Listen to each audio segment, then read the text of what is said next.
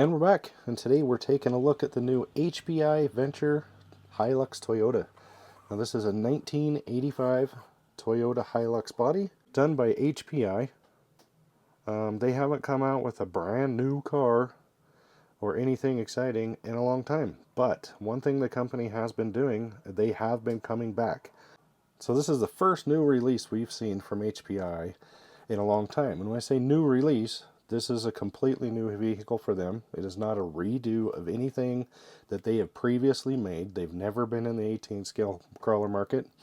And I think this is going to be a good vehicle for them. Now, there is some things we'll go over in this video that people have some concerns, but I would say HPI has been making a good comeback. And maybe you haven't seen it out in the front as much as far as big new releases, all new models, all new platforms. But in the background is what HPI, the new company that owns them, has been doing, is rebuilding their parts base, rebuilding.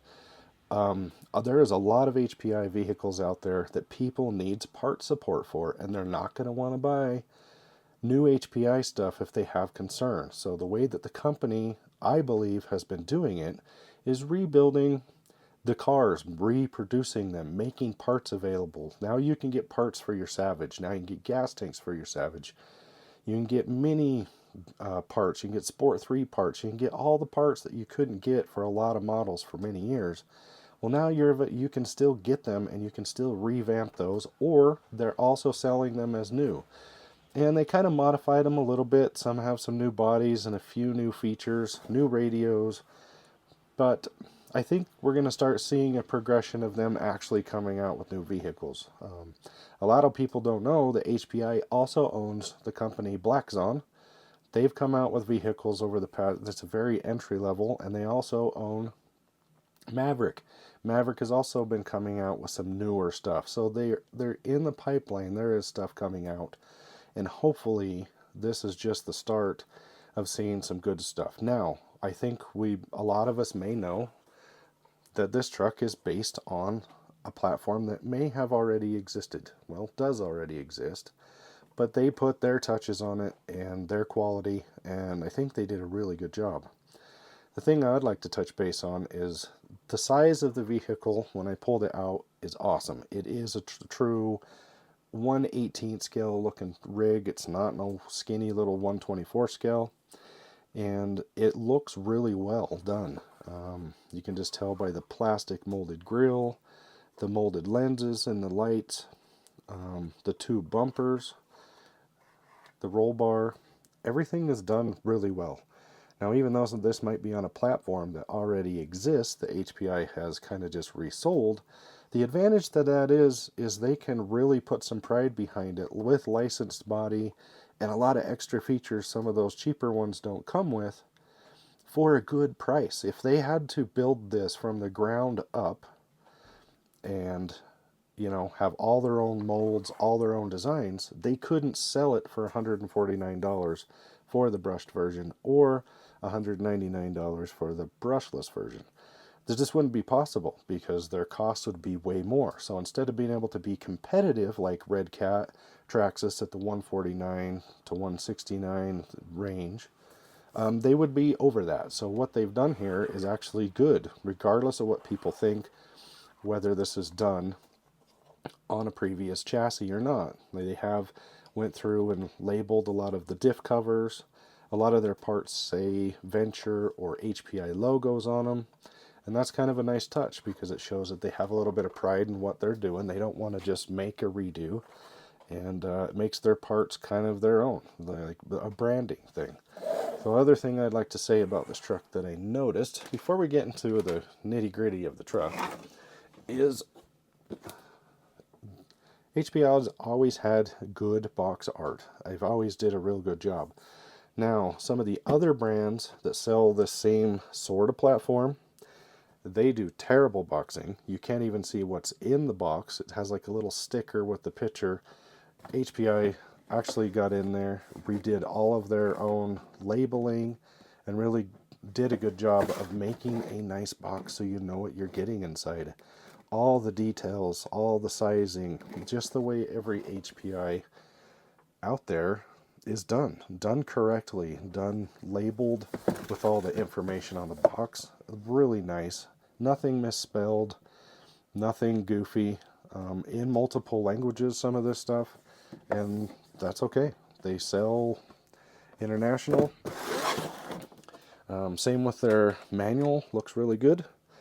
So let's get into the truck. For my first overall impression of the truck is it's a good looking little truck. We have the red one here. It also comes in black.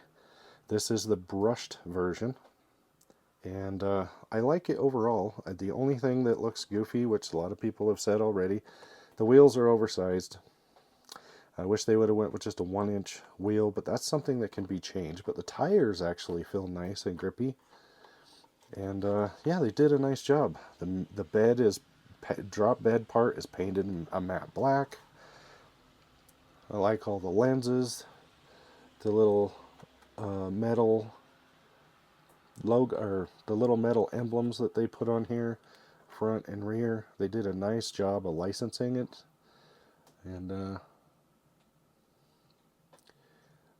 door handles, mirrors, windshield wipers. You commonly don't see all of that stuff on some of these small scale stuff. Even the rear, even got a plastic rear tailgate latch.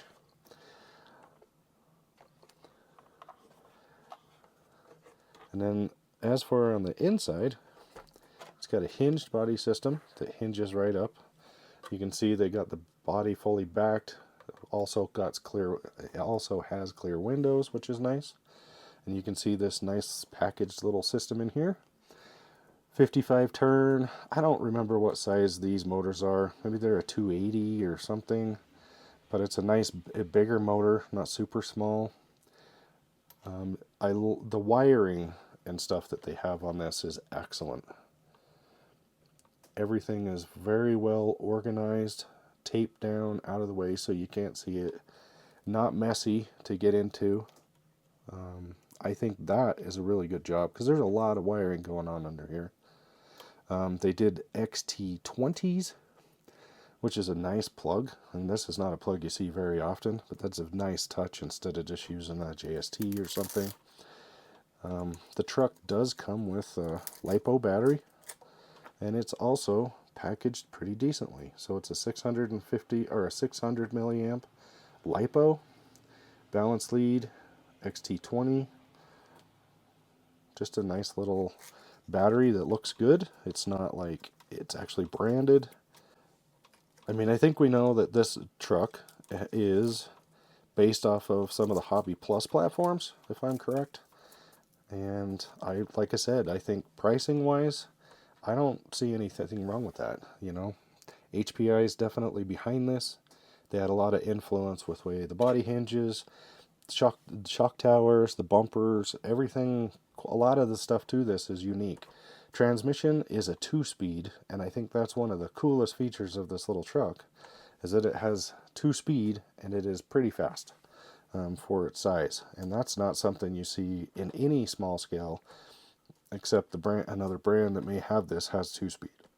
Another thing I wanted to take a look at is this radio. They did a really good job on the radio, as far as they made it their own. It doesn't look like anything else, even though it probably is somebody else's stuff. So they had their own case made. It very much looks just like their stuff. The TF706. This one is a 6-channel radio. Has all the switches for your 2-speed, your lights, and then some extra stuff too also. If you want, it has all the trim switches here, forward, reverse, dual rate, steering trim, throttle trim. And I already have messed with this a little bit. The switches up here on where you can adjust the drag brake and stuff actually work really well right from the remote. You don't need to adjust the ESC or anything, especially for the brush version. For the brushless one, you may. So let's go ahead and turn this on. Alright, so right now it's in first gear. And then we'll flick of the switch there. That's second gear. Also, this button here, channel 3, does the lights. So you have front and rear lights with no blinkers. Another click and you have lights with blinkers, front and rear.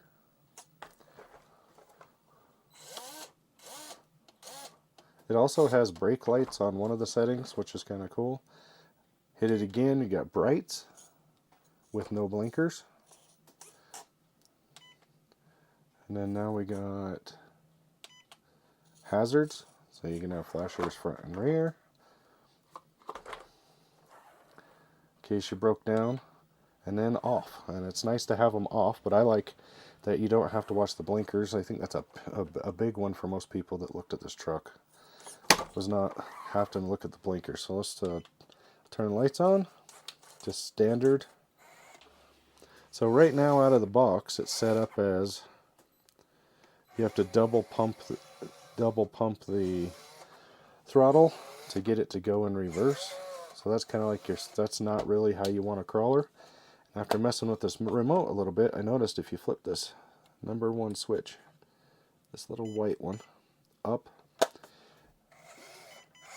now you got normal forward and back, no double pumping. That's how you want it.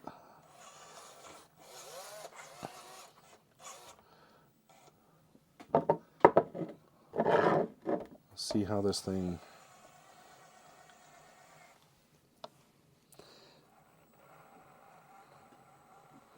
Pretty decent control for brushed.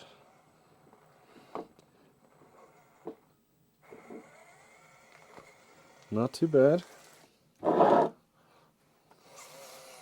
Whoop.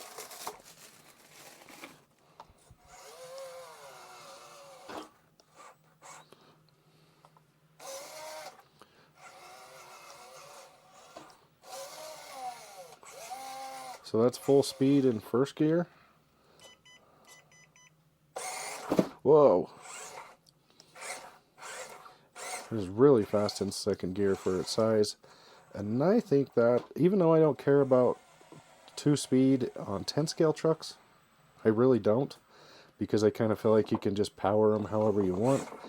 This is a nice feature for a Mini. It's not something that's common, and I think that's what's going to really help the sales of this truck also.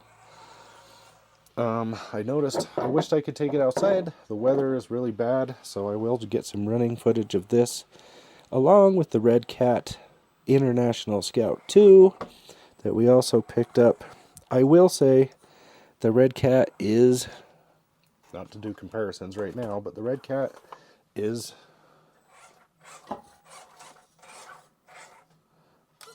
let's go to first gear. The Red Cat is a little smoother. But you can also get this one in a brushless version. And the brushless version is a FuryTech system. It's a FuryTech starter system that actually works really well.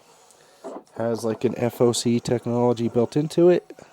And for $50 more, you really can't beat doing that. So if you have the option to buy one of these, I would definitely suggest saving yourself some money, get the brushless one. But the articulation on this thing...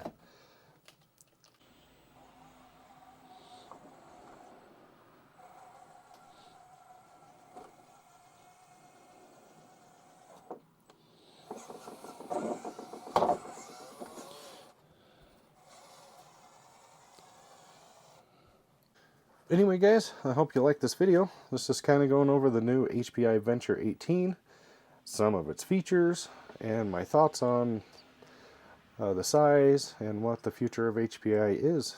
And hopefully looking forward to more vehicles from them in the future.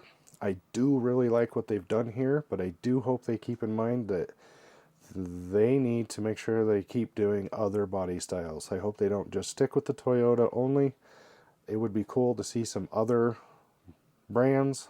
Let's throw some American brands in there, because that's where one of their biggest market is going to be.